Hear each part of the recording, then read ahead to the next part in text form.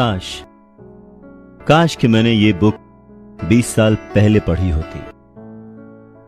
ये line America के एक बहुत ही बड़े बिल्डर लैरिसन क्लार्क ने कही थी जब उन्होंने रिच डैड पुअर डैड पढ़ी थी। वक्त ऐसे ही बीत जाता है और हम काश में फंसे रह जाते हैं। ऐसी बहुत सारी चीजें हमें जब पता लगती हैं जिससे हमारी लाइफ बदल सकती थी, हमें कुछ सीखने को मिल सकता था, हमें तरक्की करने को मिल सकता था, पर वक्त बीत चुका होता है और बस रह जाता है तो ये एक काश कि मैंने ये कर लिया हो। नमस्कार, मैं हूं अवधेश श्रीवास्तव और आज हम चर्चा कर रहे हैं रॉबर्ट टी कियोसाकी के लिखे book rich dad poor dad पर। इस किताब में कियोसाकी ने अपने दो पिताओं का रेफरेंस लिया है, एक जो रिच डैड थे जिनके पास बहुत पैसा था और एक जो पुअर डैड थे। रॉबर्ट कियोसाकी अपने दोनों पिताओं को, दोनों डैड्स को बराबर का सम्मान देते थे और उनके जो दोनों पिता थे वो भी उन्हें उतना ही प्यार करते थे। बहुत सारे लोगों के सवाल हो सकते हैं कि एक ही वक्त पर एक इंसान के दो पिता कैसे हो सकते हैं, या कोई और क्वेश्चन। मुझे लगता है कि हम अगर इस बात पे ध्यान दें कि रॉबर्ट कियोसाकी हमें समझाना क्या चाहते हैं तो हमारे लिए फायदे की बात होगी।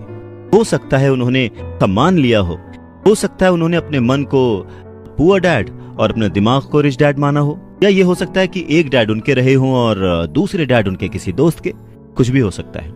इम्पोर्टेंट ये नहीं है कि ये जो डैड का रेफरेंस लिया उन्होंने, ये कहानी है या काल्पनिक है।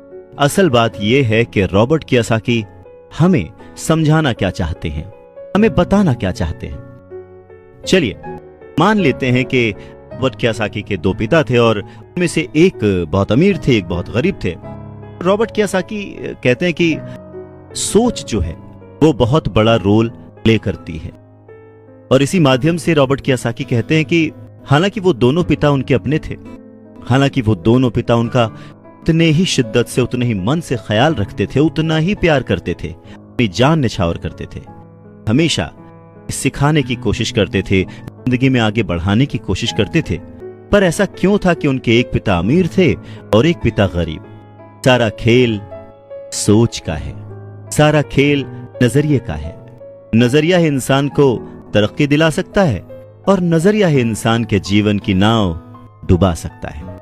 ये हमारे ऊपर है कि हम किस रंग के चश्मे को पहनकर कैसा मौसम देखते हैं। किसी शायर ने क्या खूब कहा है कि जैसा दर्द हो वैसा मंजर होता है, अरे मौसम तो इंसान के अंदर होता है। और उसी अंदर के मौसम को हमेशा बनाए रखने, अपने आप को पॉजिटिव रखते हुए, अपना नजरिया सकारात्मक रखते हुए अगर हम आगे सोचें, कुछ अच्छा तो जरूर होगा।